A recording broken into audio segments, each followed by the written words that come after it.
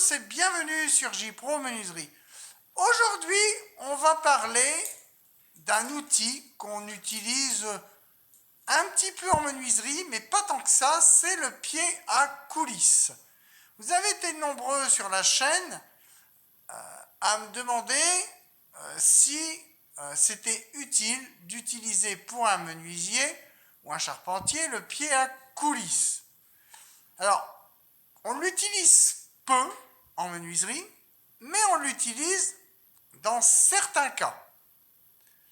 Enfin, moi je vais vous donner aujourd'hui une idée dans quel cas l'utiliser. Il y a un cas particulier où j'utilise le pied à coulisses. Celui-ci, je ne m'en sers pas beaucoup, mais voilà. Donc là, c'est un modèle de chez Drakkar, un modèle GSB qu'on peut trouver. Moi, je l'avais acheté chez Bricomarché. Là, c'était un modèle que j'avais acheté. J'en ai déjà eu un modèle à tester, mais que j'avais pas gardé parce que je trouvais pas top. Mais celui-ci, il est pas mal. Il fait même jauge pour du tournage. Derrière, vous avez des griffes. Je vous mets, hop.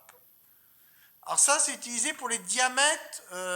Si on tourne un bol, si on tourne une tasse, c'est utilisé aussi dans le domaine forestier, ce modèle-là. C'est pour ça que j'ai choisi ce modèle, parce qu'il est plus adapté au menuisier que le modèle de métallerie, que le modèle voilà, que celui-ci, qui est plus adapté au métallier. Là, c'est un modèle en plastique de la marque Quinzo. Mais c'est un modèle voilà, qui m'avait été offert, mais il n'est pas très précis. Il est plus facile, il n'y a pas de molette, mais je le trouve moins précis. Alors, dans quel cas, je vais en venir dans le vif du sujet, dans quel cas utiliser pour un menuisier le pied à coulisses?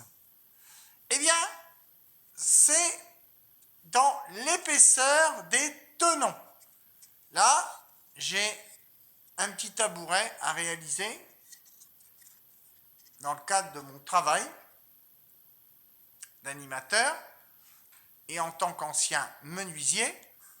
Et pour m'assurer que tous les tenons soient de la même épaisseur, j'utilise ma jauge et je vais plusieurs fois passer, voilà, et je regarde mes épaisseurs.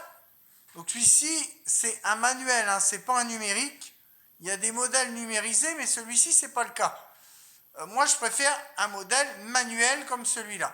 Et donc, à chaque élément, je vais voir si mon tenon est de la bonne épaisseur. Donc voilà. Donc il faut bien serrer ici, au niveau de l'aiguille. Moi, sur celui-ci, j'ai une petite bille. J'appuie bien ma bille une fois que j'ai enfoncé, voilà, et je mets ma main, je mets mon pouce sur la bille. Je mets ma main, voilà, bien comme ceci, je vous montre à l'écran, et je vérifie mes épaisseurs. Là, j'ai à peu près la même épaisseur partout. Donc, il me sert, moi, dans le cas de vérification d'épaisseur, en vue de réaliser une mortaise. Donc quand je vais tracer ma mortaise, je vais mesurer l'axe. Je vais reprendre, voilà, hop.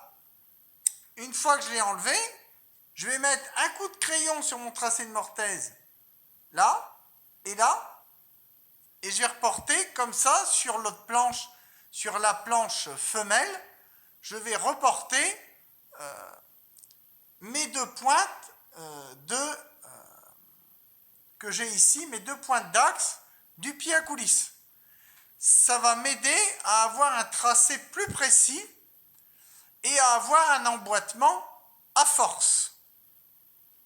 Donc moi, je trouve que c'est bien mieux de faire comme ça.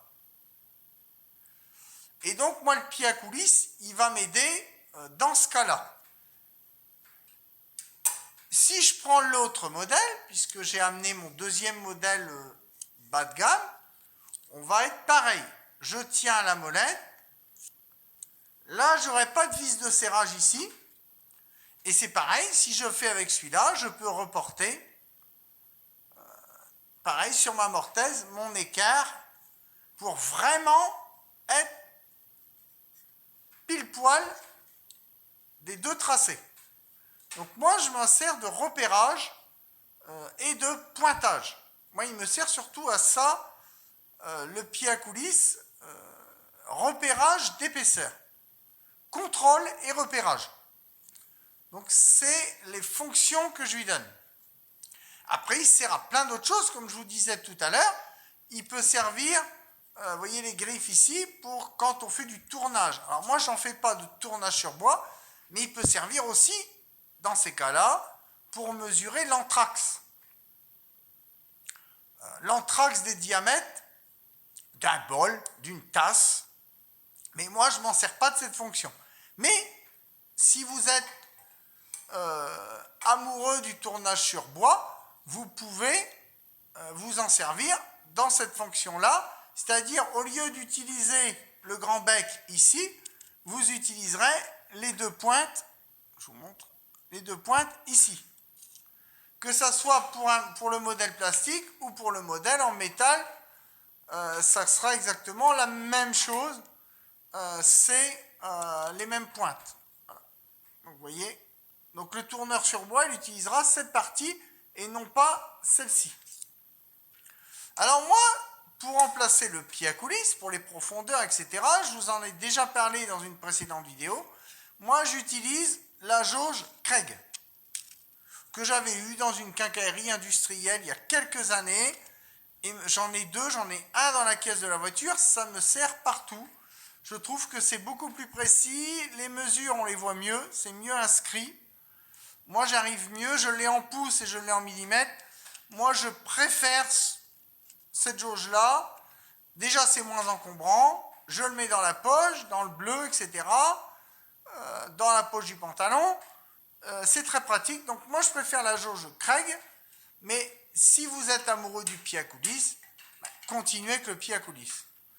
Donc, pour clôturer cette vidéo, un menuisier a-t-il besoin d'un pied à coulisse? Peut-il s'en passer? Ma réponse est oui. A-t-il des utilités à en avoir un? Oui. Dans quel cas? Je vous ai donné les exemples. Donc, ma réponse est oui, mais ce n'est pas forcément indispensable. Sur ce, j'espère que cette vidéo vous aura plu.